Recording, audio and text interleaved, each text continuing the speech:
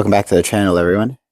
In this video, we're going to be servicing the transfer case, changing out the old fluid, as well as doing a rear diff service.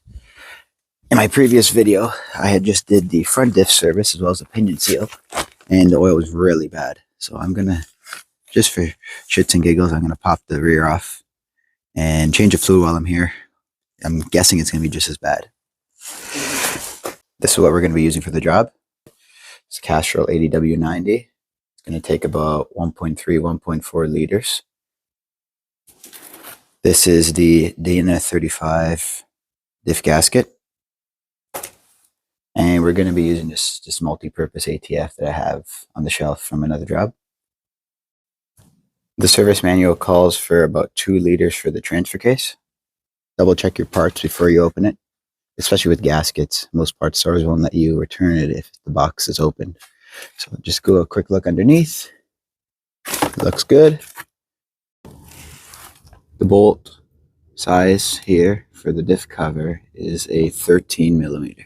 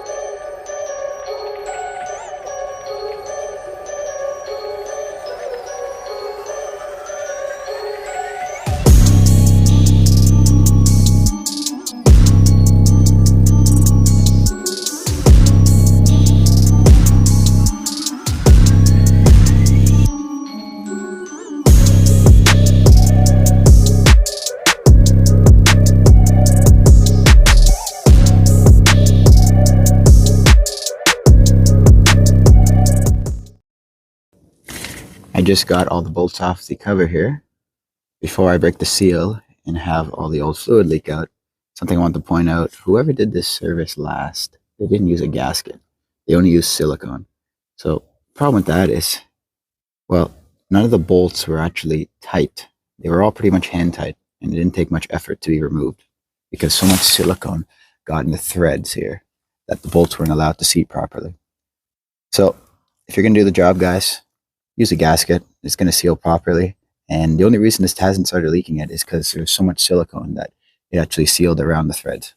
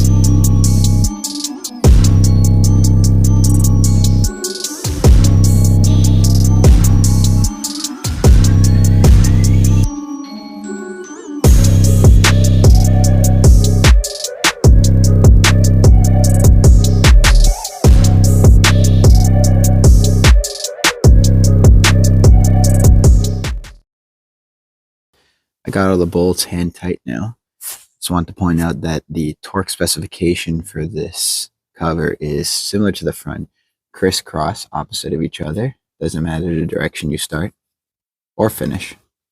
As well as the torque spec is 30 foot-pounds of torque.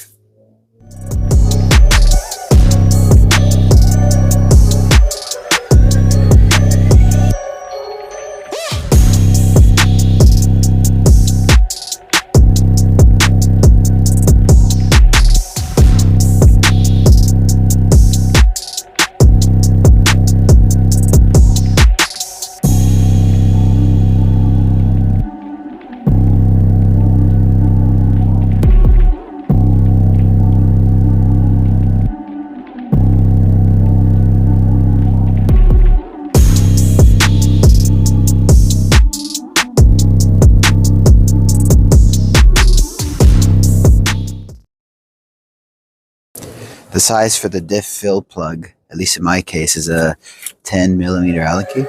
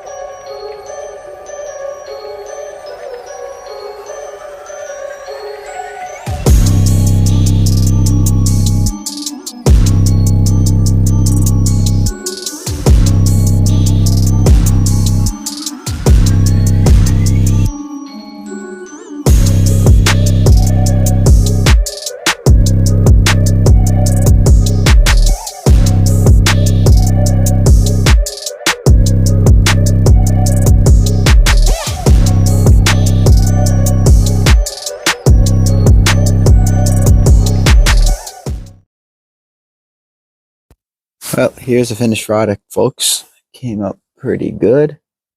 Everything's nice and tight. The cover looks better than what it used to. Put a little T-tape on the fill plug. And that just about wraps up the rear diff. Now we're going to move on to the transfer case. Here we are under the truck. Going to start draining the fluid on the transfer case. This particular Jeep came with the MP231 transfer case. It's going to take about 2 liters of ATF. As you can see, the fill plug is up top and the drain plug is down there.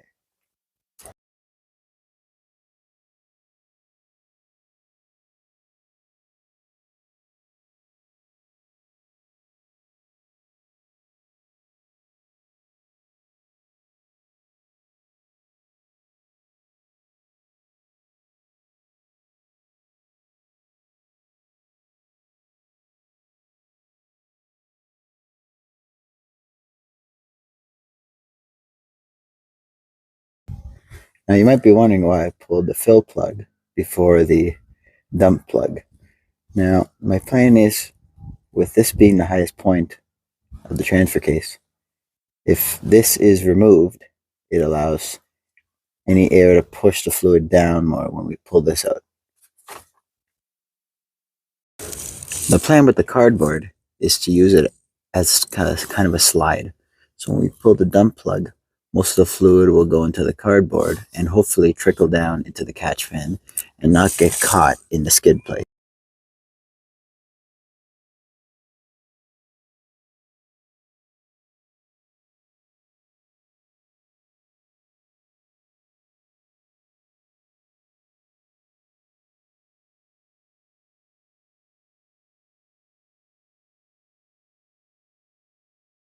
Well, unfortunately, the cardboard trick didn't exactly work as planned. It just trickled down into the middle of the skid plate here, so I just pulled it out. It's going to be a little bit of a cleanup, but at least all the old fluid's out, and holy moly, it was really, really worn. Doesn't even look red anymore. So I think we're just in time, if not a little late, to doing this job.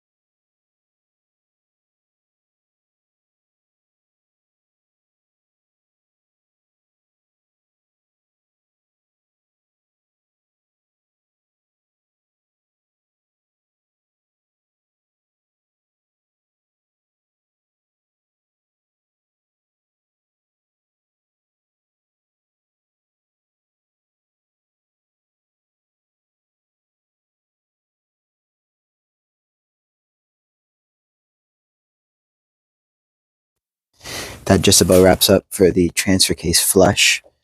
Now, this was a very tedious job, being that I only had an old school hand oiler that pumped oil, so it took some time, as well as the cleanup.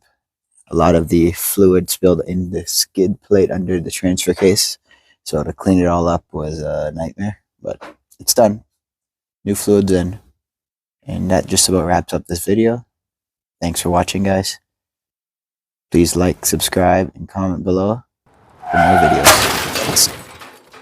Here's what I actually found when I opened the diff cover. Turns out there was a chunk of metal that broke off one of the spider gears, and it just shredded all of them. Tune in for the next video to see how I fix it.